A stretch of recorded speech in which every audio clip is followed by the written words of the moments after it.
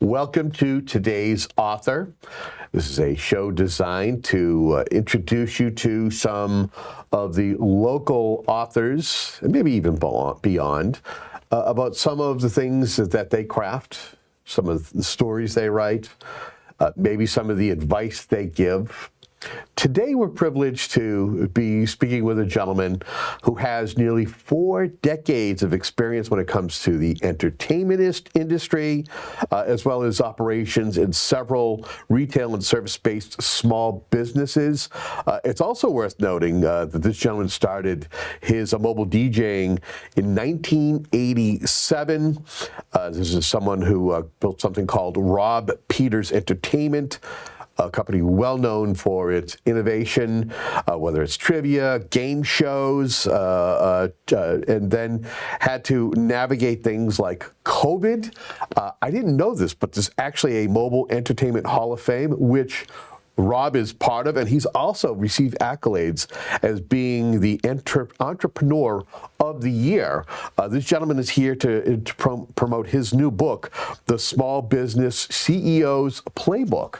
I give you Mr. Rob Peters. Hey, good morning, Kevin. How are you? Welcome to the show. Thanks for having me. Let's first start off. Tell us a little bit about yourself. I gave kind of the tip of the iceberg, but give a little bit more about yourself. So I grew up in the area. I grew up in East Bridgewater, right down the road, and went to Cardinal Spellman. I'm an alumnus of class of '87, and I went to Maine and moved to Maine and started, believe it or not, learning television production, radio production. I fell in love with radio and began to DJ events on campus. And that's how the DJ thing really started for me. After 4 years of being up in Maine and doing radio, I did commercial radio for a while. I did 4 years of college radio. I moved back down to the area and I started working in some small businesses. I'd been involved with my family's business as a teenager, so I really got my start small business-wise there. So I moved back down to the area. I worked for, if you remember, Strawberries back in the day. I was a manager for Strawberries for a little while. I worked in the mutual fund area, and then I took the plunge. In 1994, I decided to leave my day job. And I went and started working for myself at the encouragement of my mentor. And a local guy, John Allo, he was a DJ for a long time in the Rockland area. And just things took off. He said to me one day, he said, you know, your phone's going to ring and you're going to pick it up and you're going to see that it's going to ring more and more, especially when people know you're going to pick it up. Sure. And that's what happened. And I grew Rob Peters Entertainment for about 30 some odd years and navigated all that stuff you talked about, which I'm sure we're going to get into today. And now we're just, we're coasting along, and I decided to take what I learned over this time and actually put it on paper to help future small business owners, people that are doing, like, side hustle is that big thing, right? I want to help those side hustlers, if they want to seriously take it to the next level. They have a playbook on how I did it, and they can take knowledge from there and put it into their own use. Well, let's talk about what those early days were like. What inspired you to take the leap? Because a lot of times when you think about going into something that you're not sure is going to help you financially, or there may be a stint of time that it's feast or famine. When you're an artist, you're somebody who, you know, is working and you're trying to grow a customer base. It can be tricky. And then having to deal with working with different types of media. And back in '87, I think that might have been between cassettes, records, and maybe the onset. I think '82 was the invention of the CDs. That's when it started being marketable. When I started, we were doing mostly vinyl. And then we transitioned. The first CD I ever got was Bobby Brown's Don't Be Cruel. And I built that up. And that was the cool thing about Strawberries, is the record labels would come in and they would come in with samples of new artists and stuff. And they were promos. And they had the little gouge in the little side of the jewel case so it couldn't be resold. And I developed a music library that way. The employee discount never hurt either. But that in the beginning was really what that was all about, was building CDs. You know, we had vinyl. You would transport multiple milk crates full of records to your events. And then it became CDs, which became a little bit easier, still as heavy. Yeah. And then when we transitioned over into computer, and MP3. Ripping all of that music was the time-consuming process. But now I have multiple hard drives because I keep backup of everything. Sure. I want to make sure that if something goes down, we have a backup. And back in the day, if you got a scratch on a piece of vinyl or your CD skipped, it was done, and it wasn't like you could stop the wedding and drive down the road. You had to pivot. And you absolutely had to pivot and make the best of it. So talk to me about Rob Peters Entertainment. How have you evolved from those early days?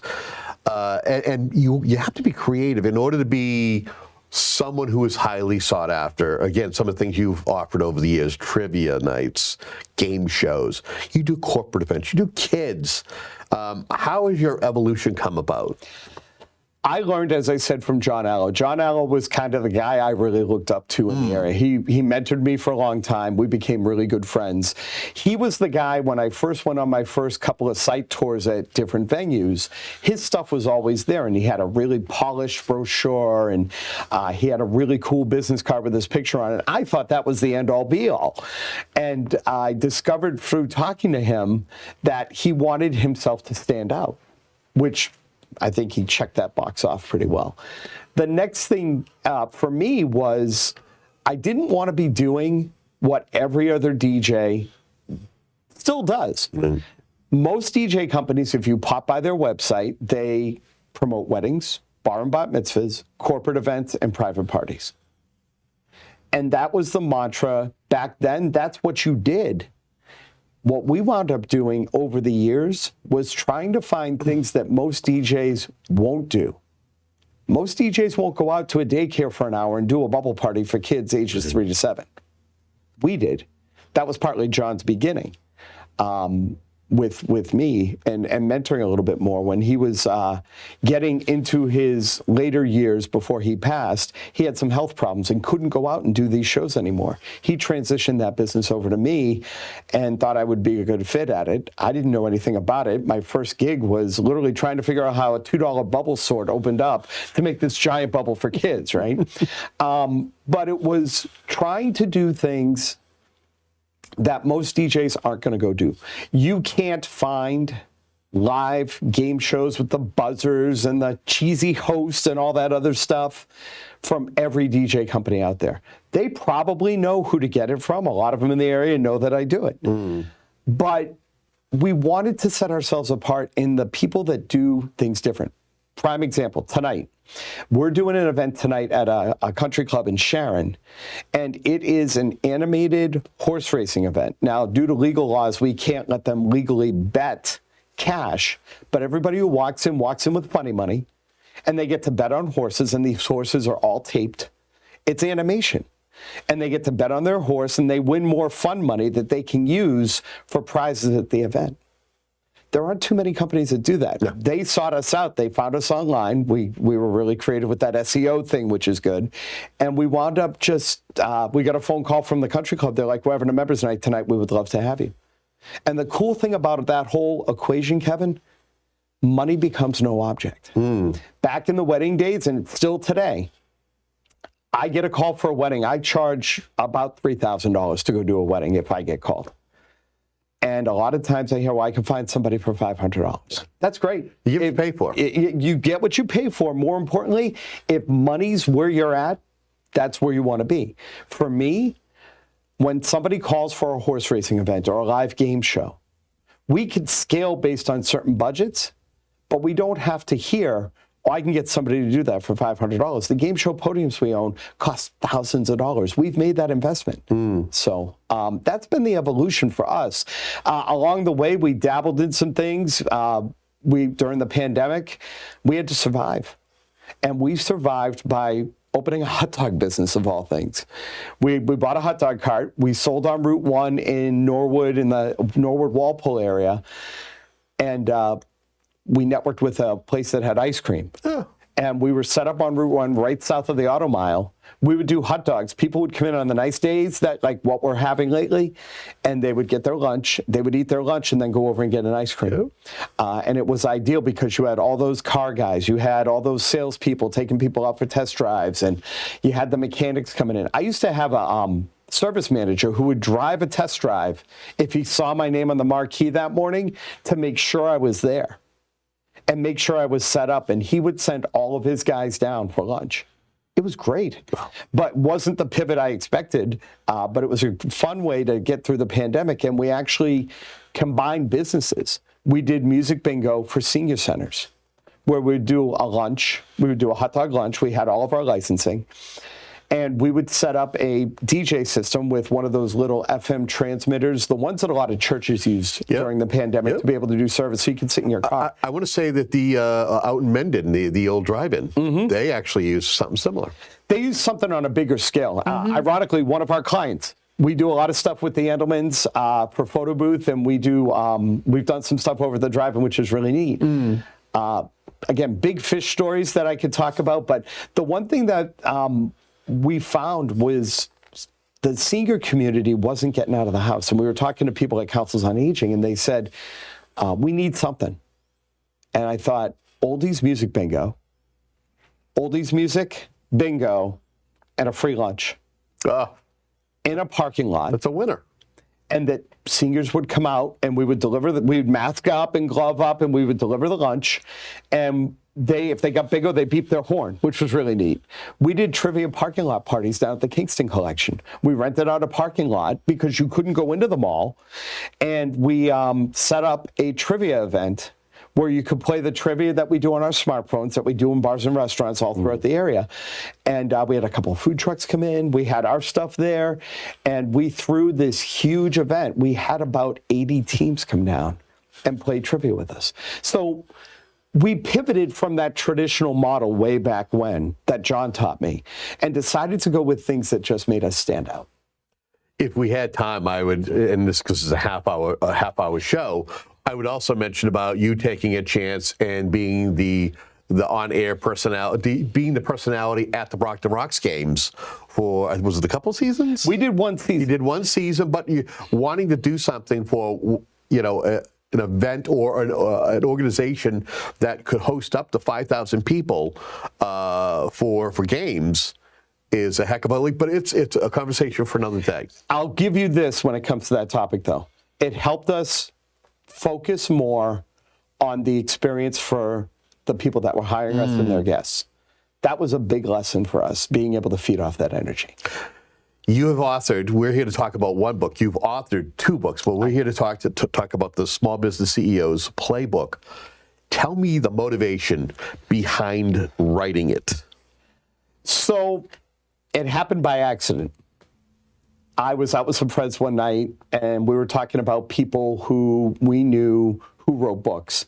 And I was out with another local author's son, Michelle Christian's son.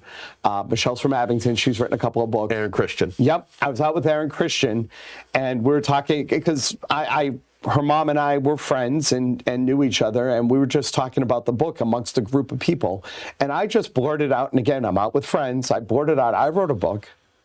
And I told them what the title was, and it turned into that scene where everybody took their phone out and started looking for my first book, which was The Business of Mobile DJing. Right. It was specifically a book for the mobile DJ industry because back in the early 1990s, there was no business education for mobile DJs. They didn't know how to run a business. They knew how to throw great parties, but they didn't know anything about budgeting and bookkeeping and networking and just all that. Overall managing. Aaron found a copy of the book on eBay.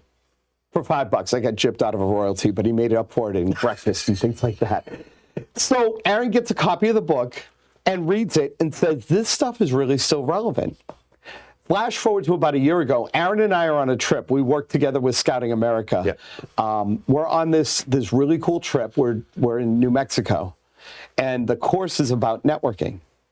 And I'm talking about some of my experiences. And Aaron, from the back of the class, pulls out a copy of the original book and says, and he should know because he wrote a book all about it. Everybody in that class took turns taking that book back to their tent at night, reading it, and they all said the same thing, this stuff's still relevant. And driving back, Aaron and I are talking, and I just blurted out, you know what? I think I'm going to write another copy of the book, but this time we're going to go to a bigger audience. My experience in the entertainment industry is just one touch of being a small business person. I started with my family's business back in the mid-1990s. My dad ran gas stations and a towing company and eventually converted over into a limousine company before he passed. I worked with some other small businesses, again, going into the food thing. And I decided to not only take the good stuff that I found in the original book that was still relevant, I wanted to take the lessons I learned. I learned a lot of stuff the hard way. I took a lot of knocks out there. And we just went for it. And I sat down and I wrote. I started writing in September of last year. I had the final draft done the day before Christmas. We edited for about a month, and then I self-published, and we released in February at the Mobile Entertainment Expo in Las Vegas. So who is the book written for, and what do you hope readers will take away after they read this book? If you think about it, Kevin, this is ideally, first of all, for any small business that's either on their feet, needs a swift kick or motivation in being able to maybe do things differently. The side hustlers. It's even for people, and I equate my nephew. My nephew's in the financial service business. He works for a financial services group, but he is his own rep. He's trying to build himself as a personal brand. It's for people like that. It's for realtors and people in the financial sector and people that are looking to really take what they're doing now and do it to another level. The one thing that's missing in today's world, we hear about AI. AI is taking over the world right now. Oh, yeah. But the one thing that's missing that still is relevant in a lot of businesses is that one-on-one connection. And we emphasize a lot of that in the book. So it's ideally for anybody who wants to up their game and learn from somebody. And even, I mean, there's some mistakes in the book. I talk about certain things that we did that we probably shouldn't have done. But we also focus on a lot of those victories and you know, talking about the personal connection and 10 mistakes that I've made that I'm encouraging not to make. What's the one skill that most small business owners should have or possess? Sales. Really? I think sales should be a course that's taught in high school to everybody. Like civics? Exactly. The reason being is whether you are going into nursing or you are going into any kind of a field where you're working for somebody else, you're selling yourself. And when you go into small business, if you don't know how to sell, you're not going to make your business work.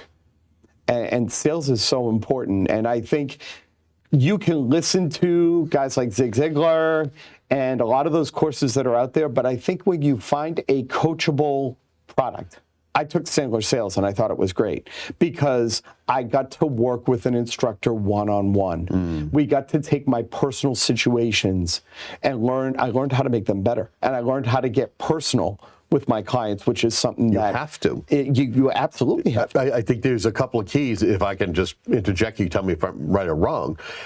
First and foremost, you should know your product. You should be passionate about your product because if you're somebody who is just trying to fake it, your customer will know. Exactly. And if you're trying to, relationships are key to selling. You're not going to be able to meet someone and try to sell them on something. You got to build a relationship.